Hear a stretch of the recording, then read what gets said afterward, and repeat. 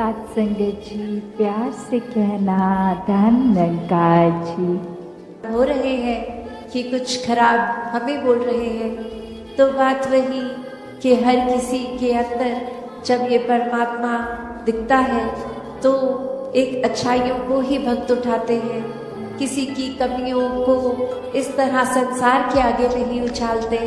एक दिल में अगर वाकई ही एक कंसर्न है उस इंसान के लिए, तो उस इंसान को डायरेक्टली जाके उसके पीठ पीछे एक बैक बाइटिंग नहीं, उसको सामने जाकर बोला जाता है कि ये जो आपने बात कही वो ठीक नहीं थी, इसमें अगर आप सुधार कर लें तो वाकई ही आपका सुधार हो जाएगा, अगर आप अपने थोड़ा बिहेवियर चेंज लेके आएंगे। और फिर संत यही समझाते हैं कि बिहेवियर चेंजेस तो टेम्पररी फिर भी हो सकते हैं, कुछ देर की लर्निंग के लिए हो सकते हैं, फिर कभी और ये बिहेवियर वापस हो सकता है अग्रेसिव एंग्री। तो फिर कैसे हर समय के लिए एक मन को शांत रखना है, शीतल रखना है, मन में सहजता रखनी है, मन में सुकून का भाव रखना है, और एक तन मन धन हर रूप से, ये सामाजिक रूप से एक संदेश जो हमारे अंदर ये मिशन की आइडियोलॉजी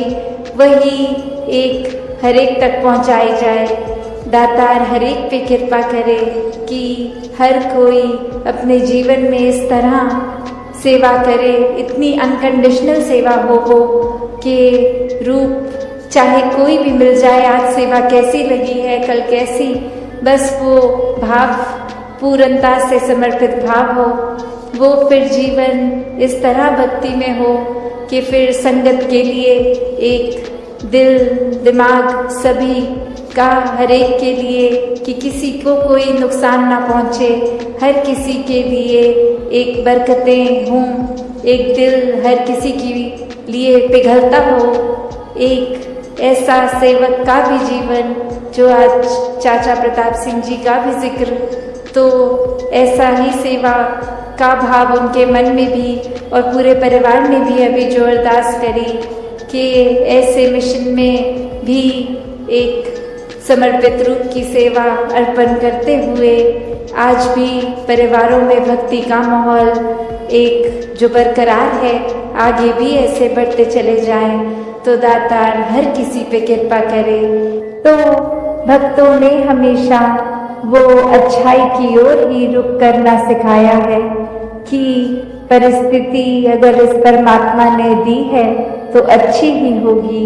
एक अगर उस परिस्थिति को अच्छा नहीं समझ रहे हम, तो वो हमारी कमी है। इस परमात्मा ने तो पूर्ण किया है इस परिस्थिति को भी। जब इस परमात्मा ने हमको जो कुछ दिया वो परमात्मा का जो दान है, तो ये परमात्मा जहाँ पूरा है तो परमात्मा की दी हुई हर परिस्थिति भी पूर्ण है। फर्क सिर्फ हमारे नजरिए का होता है कि उसको हम किस तरह देख रहे हैं, उस परिस्थिति में से हम निचोड़ क्या निकाल रहे हैं, उससे सिखलाई क्या निकाल रहे हैं। क्या हम सिर्फ हमारे अनुसार कुछ नहीं हुआ तो उसके वजह से इस परमात्मा को ही कोस रहे हैं, या ये भी मान रहे हैं कि ये ही हमारे लिए बेस्ट है और कैसे इसमें वरदान छुपा हुआ है।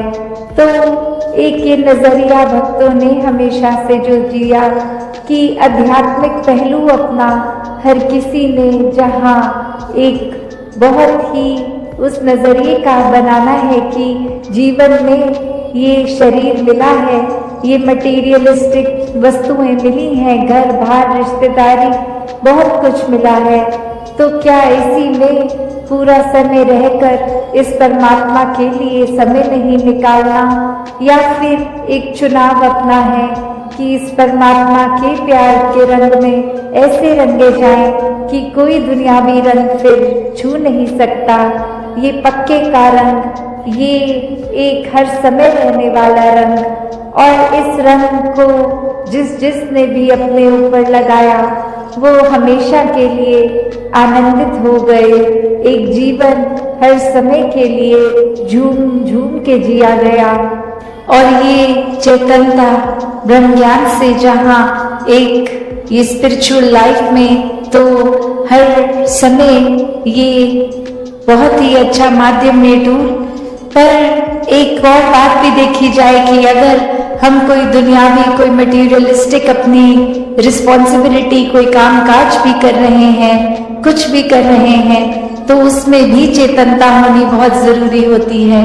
चाहे वो अक्सर छोटा सा एग्जाम्पल ड्राइविंग का भी कि सड़क पे होते हैं तो अक्सर वही पंक्ति बार बार नजरों के आगे आती है कि सावधानी हटी दुर्घटना घटी।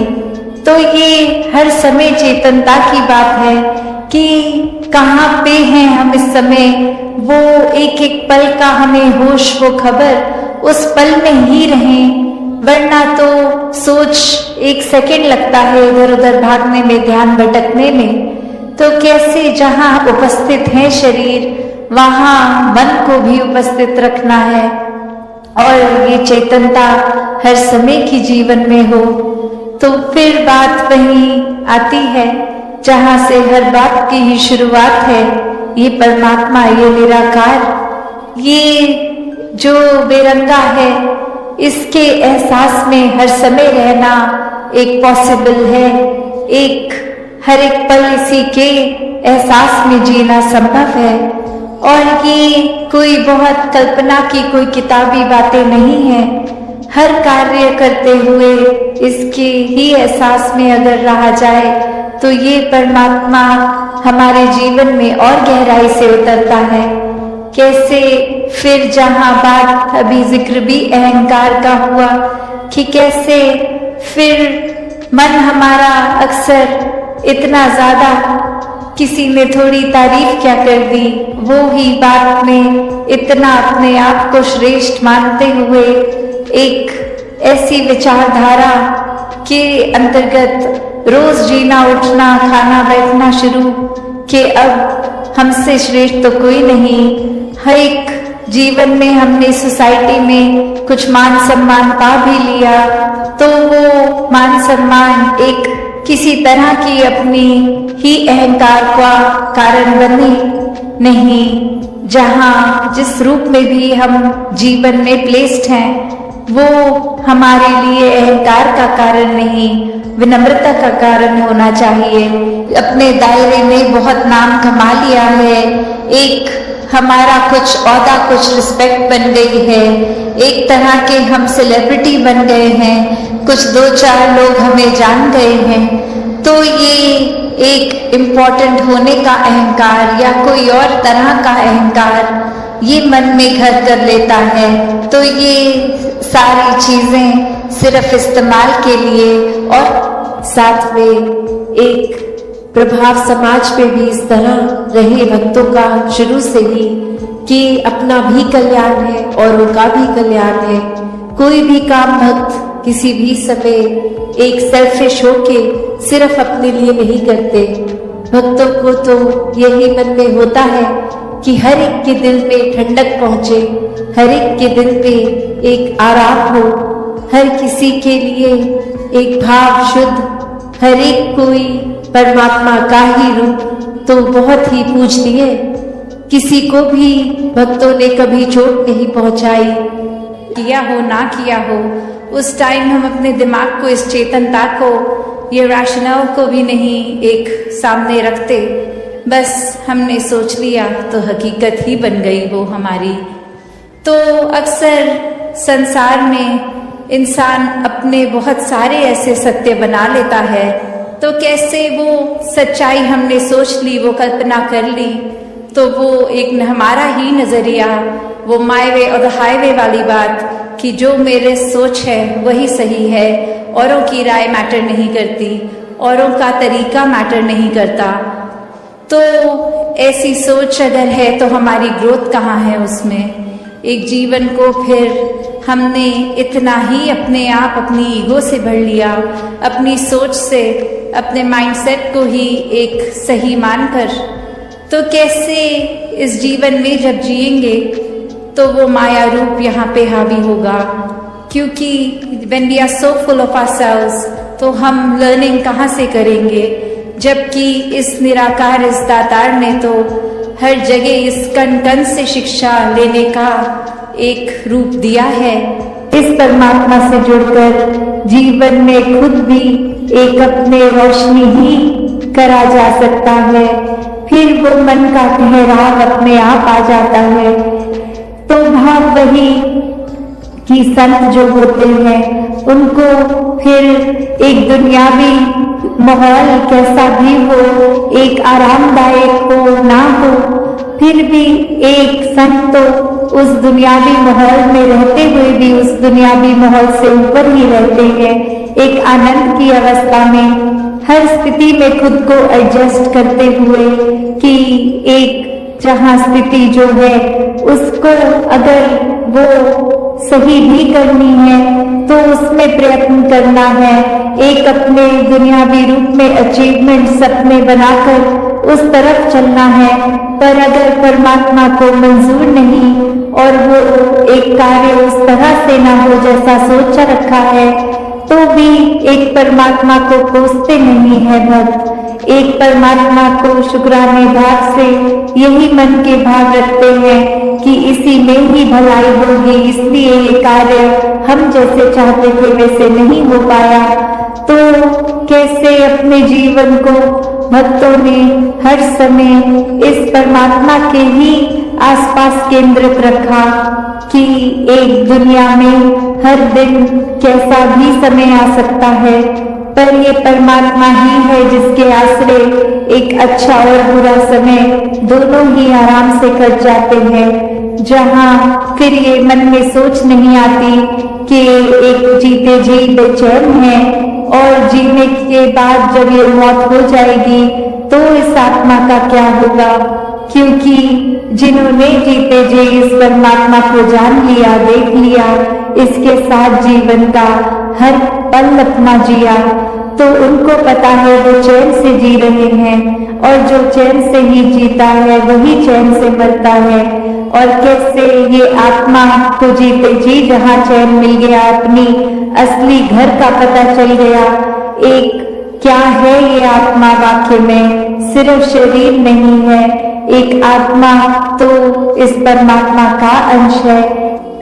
तो बात वही कि कैसे हर एक में, जहाँ हर किसी में इस परमात्मा को देखना है, हर एक के अंदर वो कैपेसिटी है, वो पोटेंशियल है कि कैसे इस परमात्मा के सारे गुण, हम चाहे एक मनुष्य के शरीर में है पर परमात्मा जैसे दैवीय गुणों से हम युक्त हो सकते हैं, ह्यूमन वैल्यूज से युक्त हो सकते हैं। ये मन में कंपैशन, काइंडनेस, दया, क्षमाशील होना, एक मन में प्यार का भाव, प्रेम का भाव, ये लव, ये सरेंडर, ये ब्रॉड माइंडेड होना, हर एक को एक्सेप्ट करना, हर किसी के लिए वही भाव हो कि ये इंसान से बहुत कुछ हमें सीखने को मिल सकता कि किस तरह हर कोई ये सत्कार का पात्र है, क्योंकि इतनी बड़ी रात ये निरंकार परमात्मा जिसके भी हिस्से में है और बाकी भी जो अभी अपरिचित हैं उस ब्रह्म ज्ञान से, तो हर एक में जब वो देखेंगे तो मन सिर्फ वो प्यार करेगा, सत्कार करेगा। और फिर हम हर एक को वो बेनिफिट ऑफ डाउट की जो बात आती है कि अगर किसी ने कुछ हमें गलत भी कर दिया, कोई किसी का कर्म हमें दुख पहुंचाता है, तो अपने उस व्यक्ति से गुस्सा ना करके सिर्फ एक ही भाव मन में अपने आप आएगा कि उस व्यक्ति की शायद कोई मजबूरी रही होगी, आज उसका हो सकता है दिन अच्छा ना रहा हो, कोई किसी ने कुछ उसको बुरा बोल दिया हो तो इसलिए उसका मन कड़वा हुआ है, इसलिए उसके बोल कड़वे निकले हैं। तो जब तक ये बात नहीं हम दे पाएंगे अगले को बेनिफिट ऑफ डाउट, तब तक हम वो सत्कार, ये प्यार कुछ भी नहीं उस तरह दे सकेंगे।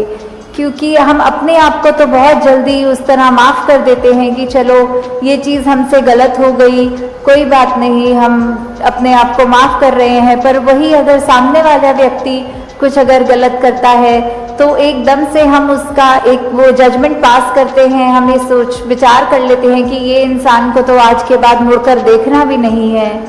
तो हमें इस तरह अपने जीवन में सुधार करना है कि किसी ने अगर कुछ गलत कर भी दिया तो उसके लिए भी मन से यही अरदास करनी है कि दातार कृपा करके ये जो भी कमियां हैं हमारे अंदर दूसरों के अंदर वो दूर होती जाए और ऐसे ही प्यार और सत्कार जग में बढ़ता चला जाए। हाँ जी। गुण गावण नित ऐसे एक दे ऐसे दा दीदार करन।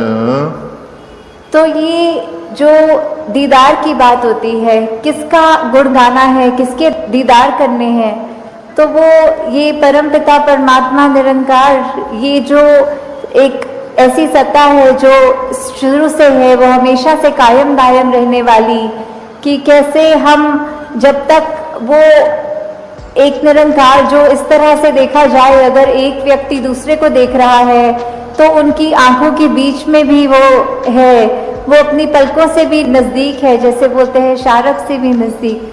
तो इतना करीब होने के बाद जब वो अपनी आंखों से नहीं खुद देखा जाता, वो संतों का संग करने के बाद ही ये दात प्राप्त होती है, जो अपने लिए तो सुखदायी होती भी है और हमारे जीवन में वो ऐसा एक हमारा पल पल बना देती है कि हर पल में सिर्फ ये निरंकार प्रभु परमात्मा का शुक्रिया निकलता है हर समय, और वो भाव कि इसी के ही हमेशा गुणगान करने हैं। फिर बाकी चीज़ें लगता है कि है सबकी इम्पोर्टेंस अपनी है, पर निरंकार से ज़्यादा इम्पोर्टेंट कुछ नहीं, इस परमात्मा से ज़्यादा ज़रूरी कुछ नहीं। हाँ जी। इसे एक दे नाल जोड़ के बेड़ा जग दा पार करन। तो ये बेड़ा जग का, इससे क्या मतलब हो रहा है? इससे सिर्फ यही बात कि हम जब जीवन काल की यात्रा अपनी जी रहे हैं तो उसमें हमें क्या एक ऐसा जो बोलते हैं कि एक परमानेंट चीज़ क्या है, कि जो सबसे मजबूत चीज़ जिसने वो स्थिर है, उसने कभी हमारे उतार चढ़ाव के साथ उतरना चढ़ना नहीं है। जैसे एक तूफान आता है तो हमें बोला जाता है कि कोई ऐसी चीज़ को पकड़ लो, जैसे पेड़ या कुछ जो अपना ज़मीन के अंदर इतनी मजबूती से जिसकी नींव गड़ी हो, ताकि वो हवा फिर हमें उड़ा नहीं सकती। हमने एक ऐसी स्थिर चीज़ को पकड़ लिया है जिसके कारण हम भी वो हवाएं हमको उड़ा के नहीं ले जा सकती। तो ऐसे ही जीवन में हम अपने जीवन को तब तक अपना अच्छे से जीवन जी सकेंगे जब तक हम ये निरंकार के साथ अपने मन से ना जुड़े, तब तक वो एक जीवन भी हमारे उतार चढ़ावों के साथ फिर उथल पुथल मचाता है मन में। तो निरंकार का ही आसरा लेना है, निरंकार में ही अपनी श्रद्धा रखकर ये वो बात करनी है कि हमें ये अब जो स्थिर चीज़ मिल गई है, जो कभी एक सब किसी भी सिचुएशन में अपनी जगह से नहीं हिलती, तो हम फिर वो एक मजबूती का और सहारा लेते चलते जाते हैं और हमारा मन भी और सहारा पक्का करके एक विश्वास और बढ़ाकर फिर हमारे जीवन में ऐसे भी कोई कर्म नहीं हो पाते जो अपने लिए भी नुकसानदायक हों और औरों के लिए भी नुकसानदायक हों। हाँ जी। श्वास श्वास सिक नु सिमरण दूजा कदे त्यावण ना। तो फिर जब एक ये लगन लग जाती है निरंकार के साथ, ये अपने इसको हम हर पल अपने जहन में, अपने ऐसे कर्मों में, अपने भावों में पल पल वो हमें पता भी नहीं लगता कि जिस तरह सांस लेना होता है उसके लिए कोई खास समय अलग से नहीं निकलता, कुछ भी करते हुए हम वो श्वास लेते हैं, वैसे ही ये निरंकार का एहसास हमारे मुख से उस तरह कभी तो शब्द रूप में भी सिमरन निकलता है और कभी अगर कोई अन्य काम में व्यस्त हो तो भी वो एक लिव जुड़ी जिसको बोलते हैं निरंकार के साथ। तो जब वो हो वहाँ पे हम रहे पूरे समय, तो दिन में कुछ भी करते चले जाएं पर लगातार एक चीज़ एक कांस्टेंट रहती है, वो है कि ये निरंकार का एहसास। तो जब तक हम वो सिमरन रूप में अपना नाता निरंकार से और गहरा करते जाएं, जितना अधिक से अधिक हो सके मन में भी करें और बोल से भी सिमरन करें, ताकि वही बात कि ये निरंकार ही है जो सही मायने में सब कुछ है और बिना उसके कुछ भी नहीं, और वो खुद भी सब कुछ होते हुए ना उस तरह दिखता है पर फिर भी इतने गुण बिल्कुल निर्गुण होते हुए भी।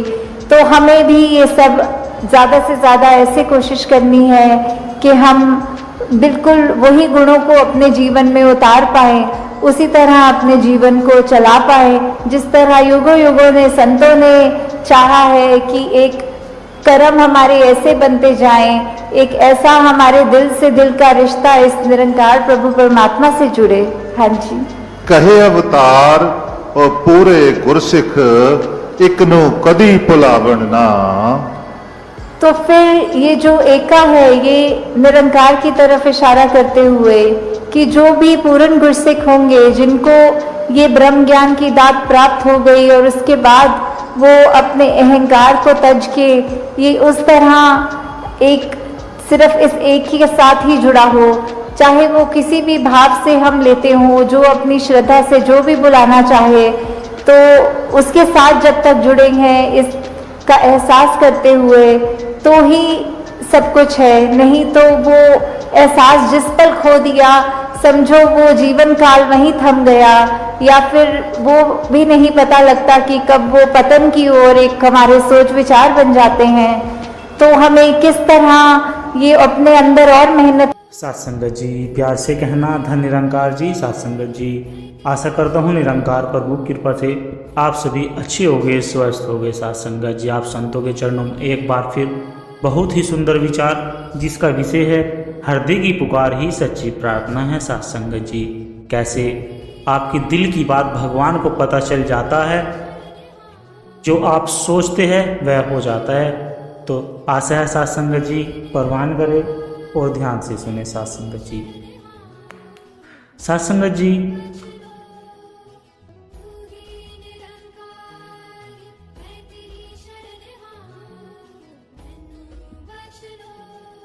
हृदय की पुकार सच्ची प्रार्थना। प्रार्थना हृदय का विषय होता है साथ संगत जी, दिमाग का विषय नहीं। अकाल के डेयर में प्रार्थना के लिए जुड़े हुए हाथ, नमी वाले नयन और झुका हुआ मस्तक तथा सोच करके कभी होती ही नहीं, ताकत का इस्तेमाल करने का ढंग सिखाती है साथ संगत जी। जबकि प्रार्थना शक्ति प्रताप का साधन है, आत्मिक बल प्रदान करती है साथ संगत जी। आजकल अकल और सोच तो इंसान को योजनाओं का रास्ता ही दिखाती है। अकल उसको अपनी शक्ति और सार्थक लगातार एहसास कराती रहती है साथ संगत जी, और उसे इस शक्ति को प्रयोग करने के लिए भिन्न भिन्न ढंग सिखाती है साथ संगत जी। साथ संगत जी, अपने लक्ष्य को प्राप्त करने के लिए हर उचित और अनुचित ढंग अपनाना सिखाती है। बुद्धि अगले के दबदबे में हृदय की आवाज़ दबकर रह जाती है, जो दिल में और उत्तम भावनाएं जन्म लेकर स्वार्थ को समझकर परखती है साथ संगत। जो इस हृदय की दुर्भावनाओं को गृह स्थान बना दिया साथ संगत जी। हृदय जो भगवान का मंदिर बनना था, वह शैतान का घर बना दिया। संकीर्तन बड़ा छोटा, गरीब, अमीर, देहाती, शहरी, अनेक दीवारों ने हृदय को कई भागों में बांट दिया साथ संगत जी। जब मानव का दम इन संकीर्तनों के कारण घुटने लगा, तो उनको अपने चारों ओर अंधेरा ही अंधेरा दिखाई देने लगा। फिर उनके हृदय में सीख उठी कि जो महापुरुष ने शनि और मानव को उसकी गलती का एहसास करवाया, मानो कोई समझाया कि दिल और दिमाग प्रभु की ही देन है साथ संगत जी।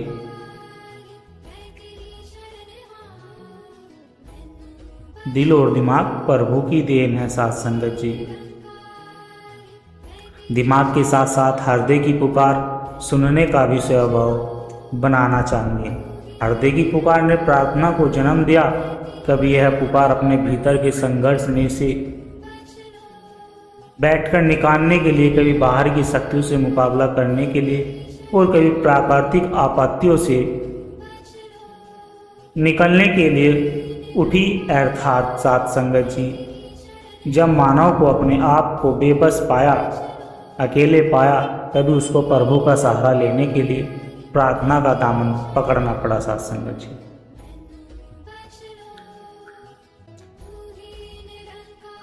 साथ संगत जी, कल कोई व्यर्थ की शक्तियाँ नहीं, अगला और समझ प्रभु के दिए हुए अत्यंत बड़े अनमोल तोहफे है साथ संगत जी। यह तब तक अनमोल है जब तक मानव को सही रास्ते पर ले जाने वाले बने रहते हैं। मानव की अक्लमंदी इसी में है, वह एहसास करे कि मैं कुछ नहीं हूँ, बहुत ही सोच समझकर अनजान हूँ। मुझे जो समझ मिली है बल्कि हर सफलता के पीछे प्रभु के दिव्य हाथों को देखने के लिए मिली है साथ संगत जी। प्रभु ने अकल दी थी कि वह मानव को अपनी टच हस्ती की पहचान कराने में सहायक सिद्ध हो, पर अफसोस की बात यह है कि साथ संगत जी समझने की जगह समझाने का कार्य संभाल लिया। निरंकारी जगत के प्रसिद्ध संत कवि अलमस्त जी कहते हैं कि समझ मिली सी समझ दे गई, की समझावा, यह समझ अपना कर्तव्य भूल गई। इसने मानव को प्रभु के आगे सर्व समर्पण का ढंग सिखाना था साथ संगत जी। भिन्न भिन्न रूपों से सतगुरु एवं गुरु सिखों की सेवा करके खुश करने का तरीका बताना था, परंतु इसने मानव को अभिमानी बनने का रास्ता दिखाया साथ संगत जी। उसके भीतर कर्ता भाव पैदा कर दिया। इसी तरह अकल अपने मार्ग से भटक गई है, अनमोल होती हुई कूड़ी के मूल्य रह गई साथ संगत जी। सत्संग और बुद्धि को होशियारी, चालाकी और चतुराई के द्वारा दूसरों को नुकसान देने वाली योजनाओं और धागों से बचने के लिए प्रार्थना की आवश्यकता पड़ी। प्रार्थना यह स्वीकार करती है कि मेरी यह अकल सी और योजनाएं जिन्होंने मुझे अभिमान, स्वार्थी, लोभी, लालची और कमज़ोर ही बना दिया, मैं इस्तेमाल कर सकूं। मेरी अक्लमंदी इसी में है कि मैं निस्वार्थ होकर दूसरों के हितों की भी रक्षा कर सकूं साथ संगत जी, कर सकूं और उन्हें सुख भी दे सकूं साथ संगत जी। सुख भी दे सकूं, सुख के साथ साथ सुकून भी दे सकूं। अकल का सही उपयोग तो इसमें है कि बुद्धि इस परंपरा शक्ति में जुड़ी रहे। यदि इस अकालों के स्वामी के साथ जुड़ी अकल के स्वामी के साथ जुड़ी रहती है तो इस मालिक की रहमत का एक एक कण भी इस मानव की अकल को कई रूपन में प्रकट कर देता है। जैसे कि पीपल के छोटे से बीज में इतने बड़े विस्तार वाला पेड़ छुपा होता है, परंतु यह प्रकट हुई अपनी हस्ती को मिट्टी में मिला देती है साथ संगत जी। धरती की कोख में समा जाने के बाद यह बीज धरती से शक्ति प्रदान करता है, जो इसको पेड़ के रंग रूप और में लाकर तथा गंध प्रदान प्राप्त करती है। धरती में समावेश हो जाने से जो शक्तियाँ इस धरती पर प्रभाव डालती है वह भी सहज भाव में बीज को मिल जाती है साथ संगत जी। जैसे सूर्य की तप और रोशनी, हवा की प्राण शक्ति, पानी की तरलता और शीतलता तथा बहने की शक्ति, यह सब शक्तियाँ मिलकर बीज को एक बड़े पेड़ के रूप में विकसित कर देती है साथ संगत जी, जो कि आगे जाकर अनेक बीजों को पैदा करने के योग्य बन जाता है और उनके रोपण में गुणकारी भी साबित होता है साथ संगत जी। तो साथ संगत जी, सोचने की बात यह है कि यदि छोटा सा बीज अपनी अकल के दायरे में बड़ा हो जाता है तो इसकी अकल कभी भी इसे मिट्टी में अपनी हस्ती को मिटाने की सजा नहीं देती। इसको अपनी हस्ती कौन सा रास्ता नहीं सूखने देती, अकल या जान साथ संगत जी। स्वयं को मिटाने में ही बीज का विस्तार छुपा होता है। इसी प्रकार अपनी अकल को निरंकार सतगुरु के चरणों में विलीन करने से ही मानव के जीवन का मकसद छुपा है साथ संगत जी, सतगुरु से माटी लेकर ही मानव ऐसी मनमोज स्थिति को प्राप्त कर जाता है जो इसको दानव से मानव और मानव से देवता तथा देवता से परमेश्वर बना देती है। साथ संगत जी, बुद्धि और सियाना को प्रभु चरणों में विलीन करने का भाव भी हृदय में ही पैदा होता है। साथ संगत जी, इसलिए कहा गया है कि प्रार्थना केवल हृदय का विषय है। प्रार्थना के लिए कोई तरकीब या योजना नहीं चाहिए, केवल शुद्ध भाव, शुभ और पवन भाव ही चाहिए, जो इस निर्मल और पवन निरंकार से जोड़ने हैं। जैसे पानी में पानी समाता है, वैसे ही निर्मल भावनाएं इस पवन और निर्मल निरंकार में समाकर शक्ति प्राप्त करती है। साथ संगत जी, हृदय की शुद्ध भावनाओं में भी जो अक्सर प्रार्थना रूप में प्रकट होती है, बहुत शक्ति होती है। साथ संगत जी, यह भावनाएं किसी भाषा, साधन, यह उपकरण की मोहताज नहीं होती। यह हृदय में पैदा हुई भावना सीधे सच्चे दरबार तक पहुंच जाती है। साथ संगत जी, यह भावनाएं बिना बोले ही बहुत कुछ कह जाती और समझा जाती है। साथ संगत जी, हृदय में शुद्धता और पावनता बनी रहे, इसके लिए भी प्रार्थना करने की आवश्यकता सदी बनी रहती है। कि भावनाओं को पाखंड और बनावट की मेल से बचाने के लिए गुरसिक प्रार्थना का सहारा लेते हैं। गुरसिक सदैव अरदास करता है साथ संगत जी कि हे दाता, मेरे मन और बुद्धि पर आपका पहरा बना रहे,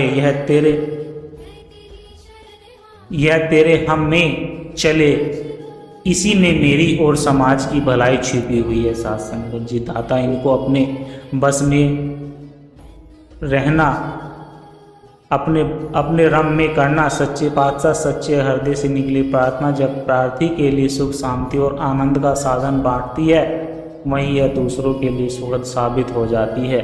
दूसरों के लिए सुख मांगने वाले को खुद भी सुख मिल जाता है। साथ संगत जी, पर हित में सुख केवल परोपकारी हृदय ही महसूस कर सकता है। यह पुकार उठाता है कि परमपिता परमात्मा, सब तेरी संतान, भला करो सबका प्रभु, सबका हो कल्याण और सबका विधि हो कल्याण। साथ संगत जी, हृदय की भावना को स्थान की दूरी तो कभी नहीं रोक सकती। एक हृदय में जब किसी के लिए भाव पैदा होता है तो हजारों मीलों दूरी पर बैठे उस व्यक्ति के पास इस समय वह भाव पहुंच जाते हैं। साथ संगत जी, इसीलिए यह भावनाएं आँख जब कान से पहले एक हृदय से दूसरे हृदय तक का सफ़र तय कर लेती है, इसलिए संत जन सदैव प्रार्थना करते हैं कि दाता, यह हृदय जो तूने मुझे बख्शा है, इसमें सदा सुंदर भाव भी निवास करे, प्रेम, नर्मता, मिठास, विशालता, सद्भावना और परोपकार के भाव भी बने रहे, ताकि हर हृदय में इनकी ही तरंगे पहुँचे। इस शुभ भावनाओं को बल मिलता है साथ संगत जी, और पावन हृदय अधिक ताकत से इन भावनाओं को क्रियात्मक रूप देने योग्य बन जाते हैं। साथ संगत जी, प्रार्थना के द्वारा हम दूर रहने वाले सगे संबंधी, दोस्त, मित्र और मानव समाज के लिए सुख और खुशियों की कामना करके खुशियों को बड़ा कर सकते हैं और उनको सुख चैन दे सकते हैं। साथ संगत जी, इसीलिए यदि हमारी अपनी संतान या कोई सगे संबंधी दूर देश में रह रहे हो, तो यदि उनके लिए प्रार्थना की जाए तो वहाँ पर उनका भी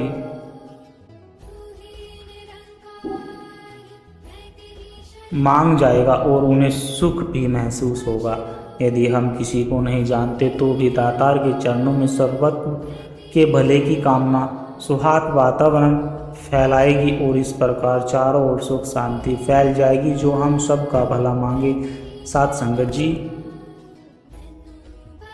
जैसे अंधेरे में छाया हमारी परछाई हमारा साथ छोड़ देती है, वैसे ही कठिनाई में माया साथ छोड़ देती है। साथ संगत जी, बुढ़ापे में काया कमज़ोर हो जाती है, केवल प्रभु का नाम सहारा देता है।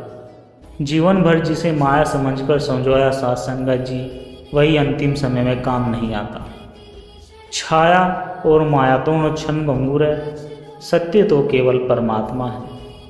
जब मृत्यु सामने खड़ी होती है तब दौलत चिल्लाना बेकार है, दौलत काम नहीं आती। बुढ़ापा बताता है कि तन पर किया अहंकार व्यर्थ है। छाया अंधेरे में और माया अंत में, धोखा अक्सर दे ही जाती है सत्संग जी।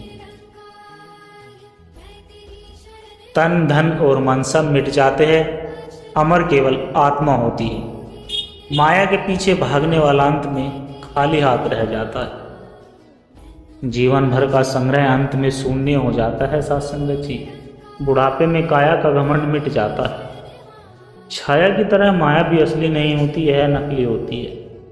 मृत्यु का क्षण सत्य है, माया का मोह असत्य है। धन दौलत केवल इस लोक में काम आती है, उस लोक में कुछ काम नहीं आता। तन की सेवा अंत तक नहीं रहती, प्रभु की भक्ति सहारा बनती है। जब तक आंखों में ज्योति है सत्संग जी, तब तक माया मोह है। अंत समय में सांसें भी भरोसा तोड़ देती है। माया इंसान को अंधा कर देती है। काया बूढ़ी होकर चेतावनी देती है, समय रहते जाग जाओ। छाया और माया दोनों भ्रम है, परमात्मा ही सच्चा साथी है सत्संग जी। दास के द्वारा कहे गए विचार यदि आप जी को अच्छे लगे हैं तो वीडियो को लाइक करें, शेयर करें, कमेंट बॉक्स में सत्संग जी धन निरंकार जी लिखकर अपने विचार साझा जरूर करें। और दास के चैनल को भी सब्सक्राइब जरूर कर ले सत्संग जी। और दास को आशीर्वाद दे, हर रोज आप जी के चरणों में ऐसे ही सुंदर विचार लेकर आता रहूं। सत्संग जी बड़े प्यार के साथ कहना जी, धन निरंकार जी।